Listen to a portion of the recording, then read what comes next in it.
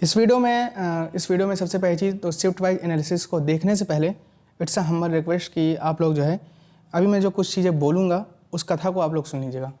पहली बात कि इतना सफिशेंट डेटा मेरे पास नहीं आया कि मैं आपको हर शिफ्ट का बता सकूं, इसलिए जो है कुछ शिफ्ट को मैंने इसमें से हटा दिया है।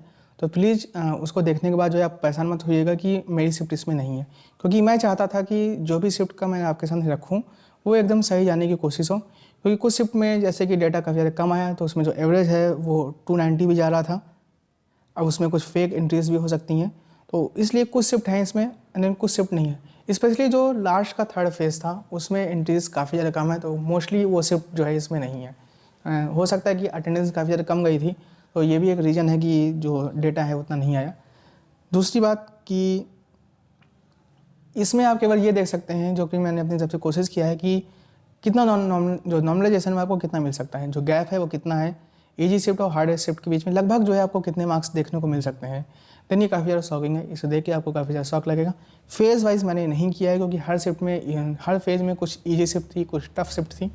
दूसरी बात कि नॉर्मलाइजेशन अपने आप में एक टिपिकल प्रोसेस है।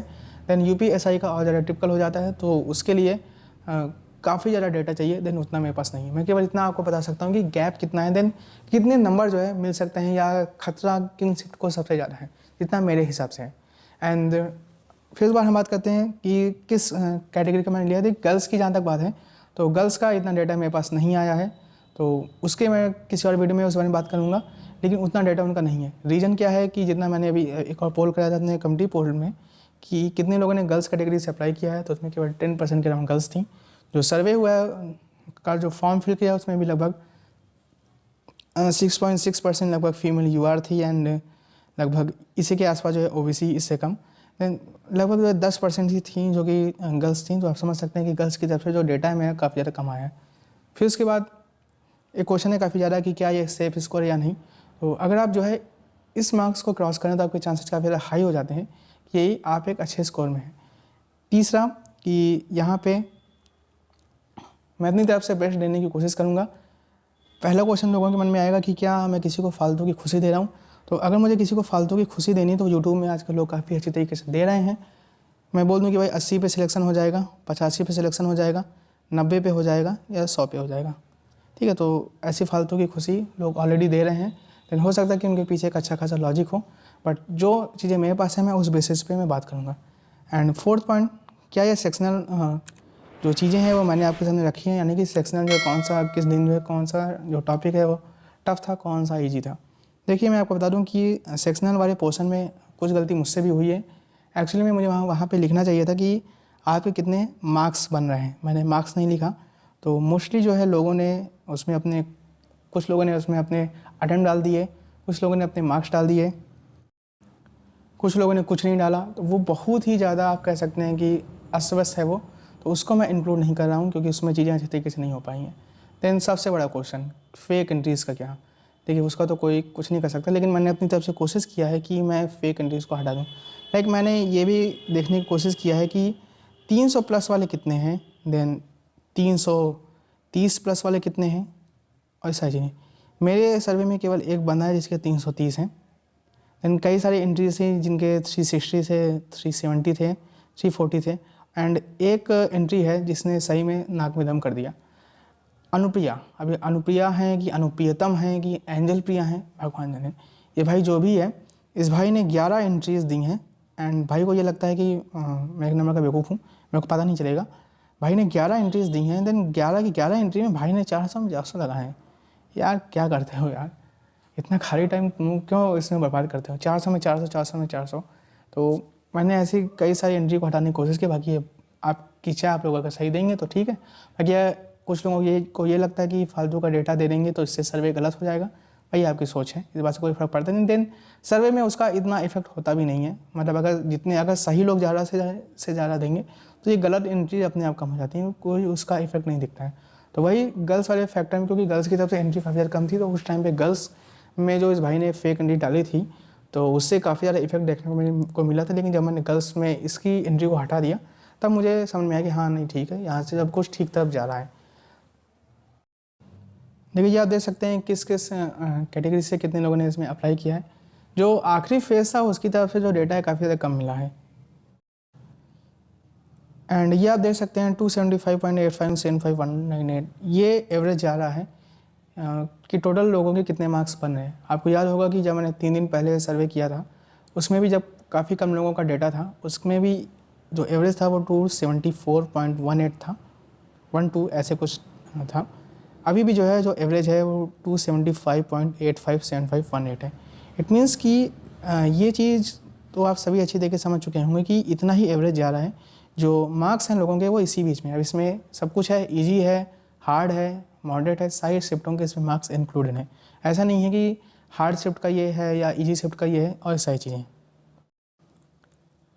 अब इसमें मुझे पता है कि काफ़ी सारे लोग हैं जो इसमें नाराज़ होने वाले हैं क्योंकि उनकी बहुत सारे लोगों की इसमें शिफ्ट इसमें इंक्लूड नहीं है। जैसे कि मैंने स्टार्टिंग में ही बता दिया है। अब जिन लोगों ने स्टार्टिंग नहीं सुना तो वो लोग एक बार देख सकते हैं। इसके लिए मैं सॉरी बोल सकता हूँ, इससे ज़्यादा मेरे पास कुछ नहीं है क्योंकि मेरी तरफ से कोशिश यही थी कि जितनों का भी मैं ये बताऊँ तो उनकी तरफ से जो चीज़ें हैं वो एकदम सही जाएँ। ऐसा नहीं है कि जैसे कई शिफ्टों का एवरेज काफ़ी हाई जा रहा था या काफ़ी ज़्यादा कम था क्योंकि एंट्री काफ़ी ज़्यादा कम थी तो उससे एवरेज गड़बड़ा रहा था, तो इसलिए जो है मैंने उनको इंक्लूड नहीं किया। बाकी अगर उनकी तरफ से आएगा तो मैं उनको बाद में इंक्लूड कर दूँगा। इसके लिए मैं अभी इसके से आपसे यही बोल सकता हूँ कि आई एम सॉरी। एंड अब हम देखते हैं सबसे पहली चीज़। यहाँ पर देखिए कि 12 नंबर की शिफ्ट 1 इसमें जो एवरेज गया है वो गया 265.681882। अगर इसमें थोड़ा सा डेटा और होता तो ये आराम से 258 के अराउंड जाता या इससे थोड़ा सा ज़्यादा लगभग 260 के अराउंड जो है। बट क्योंकि डेटा इतना ही है तो उस हिसाब से इतना ही है। आपको याद होगा कि सेकंड शिफ्ट जो है स्टार्टिंग की वो थोड़ी सी स्लाइटली फर्स्ट शिफ्ट के कंपेरिजन में इजी गई थी, तो 281.05 ये गया है एवरेज। एंड मैंने ये भी चेक करने की कोशिश किया है कि जो स्लाइटली जो गैप आ रहा है या सपोज करते हैं कि जो मेरी हार्डेस्ट शिफ्ट है एंड ईजी शिफ्ट में जो गैप है एक्चुअली में मैंने रिव्यू में भी चेक किया क्या वो एक्चुअली में ईजी थी या हार्ड थी या फिर नहीं। तो 12 नंबर की शिफ्ट 3 264.33 जितना मैंने सुना था कि इसमें जो कैंडिडेट्स हैं उनको ये लगा कि ये सिर्फ हार्ड थी। हो सकता है कि इसमें एंट्री थोड़ी सी कम आई हो तो इसलिए जो है इसका एवरेज थोड़ा सा स्लाइटली हाई हो गया हो। 13 नंबर की शिफ्ट 1 274.44, 13 नंबर की शिफ्ट 2 280 एंड 13 नंबर की शिफ्ट 3 274, 14 नंबर की शिफ्ट 1 285, 14 नंबर की शिफ्ट 2 281, 14 नंबर की शिफ्ट 3 275। फिर बार मैंने यहाँ पे इसलिए हटा दिया क्योंकि उनकी तरफ से डेटा काफ़ी ज़्यादा कम है। 16 नंबर की शिफ्ट 1 267.52, 17 नंबर की शिफ्ट 1 261.85, 17 नंबर की शिफ्ट 2 255.5। ये मेरे सर्वे में अब तक की सबसे टफेस्ट शिफ्ट है। अब इसको मैंने चेक भी किया कि क्या ये एक्चुअल में टफ थी या नहीं। तो जितना मैं लोगों के रिव्यू से सुना तो लोगों का ये कहना था कि हाँ मैथ हार्ड आई है और सारी चीज़ें। तो फिर उसके बाद 17 नंबर की शिफ्ट 3 273, बाकी 20 नंबर की शिफ्ट 2 286, बाकी आप इन सभी को देख सकते हैं। 23 नंबर की शिफ्ट 2 को 270, 24 नंबर की शिफ्ट 1 267, 24 नंबर की शिफ्ट 3 278, 268, 25 नंबर की शिफ्ट 1, 25 नंबर की शिफ्ट 2 267 एंड 27 नंबर की शिफ्ट 1 270। अब कुछ लोग इसमें काफ़ी ज़्यादा गुस्सा हो सकते हैं कि नहीं एवरेज हाई है। आई नो कि एवरेज इसमें हाई है बिकॉज जो नंबर ऑफ एंट्रीज थी वो थोड़ी सी कम थी। अगर और ज़्यादा होता तो एवरेज इसमें और ज़्यादा कम होता। लेकिन मैं ये बोल सकता हूँ कि अगर आप इसको क्रॉस करें तो मीन्स कि आपके चांसेस बहुत बहुत बहुत हाई हैं। एंड जो इसमें गैप है इतना मैं समझ पाया हूँ दिन जितना मुझे लगता है कि नॉर्मलाइजेशन जो है इतना ही होने वाला जो हाईएस्ट और ईजीएस्ट के बीच में, या इससे ज़्यादा ही होगा, इससे कम नहीं हो सकता। लगभग जो है गैप यहाँ पे आपका 30 मार्क्स का सीधा गैप है। 30 मार्क्स का गैप है। इट मीन्स कि 30 मार्क्स का यहाँ पे सीधा गैप है और ये 30 मार्क्स से ज़्यादा भी होगा।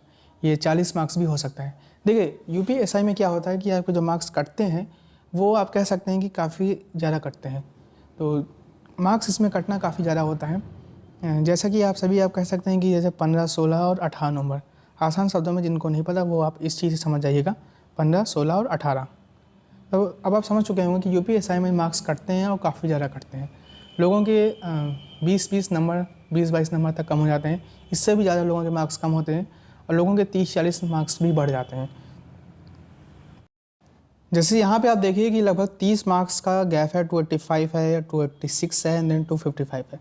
तो गैप काफ़ी ज़्यादा है। एंड देन 17 नंबर के जो भी कैंडिडेट्स मैंने देखा कि 17 नंबर की शिफ्ट 1 एंड शिफ्ट 2 में एवरेज काफ़ी ज़्यादा कम है।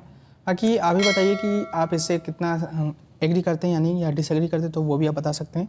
आप देख लीजिएगा थर्ड फेज़ की तरफ से काफ़ी कम एंट्री आई हैं। देन मुझे नहीं पता कि इसका रीज़न हो सकता है कि भाई अटेंडेंस के कारण इसका रीज़न हो, या हो सकता है कि इनकी सिर्फ हद से ज़्यादा हार्ड आ गई हो सकता है कि इनकी तरफ से एंट्री कम की गई हो, आई डोंट नो।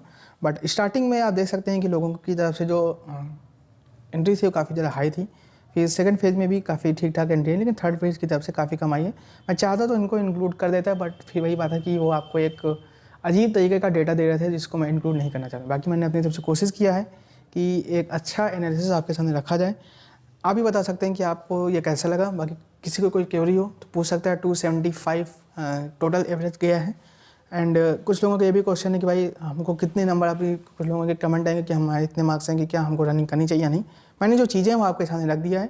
रनिंग की जहाँ तक बात है या फाइनल सिलेक्शन की बात है तो ये 2 चीज़ों पे वैरी करती हैं, या फाइनल कट ऑफ आप कह सकते हैं कुछ चीज़ों पे और वैरी करती है, जिसके बारे में मैंने बात नहीं किया। मैं चाहता तो इसके ऊपर एक वीडियो बना सकता था, बट क्योंकि मैंने इस टॉपिक के ऊपर बात नहीं किया, कुछ जगह पे कुछ चीज़ें भी देखने को मिल रही हैं जो कि हैं या नहीं है, या एक्चुअल में चीज़ें कितनी हुई, तो इस बारे में मैं ना ही बोलूँ तो ज़्यादा बेटर होगा।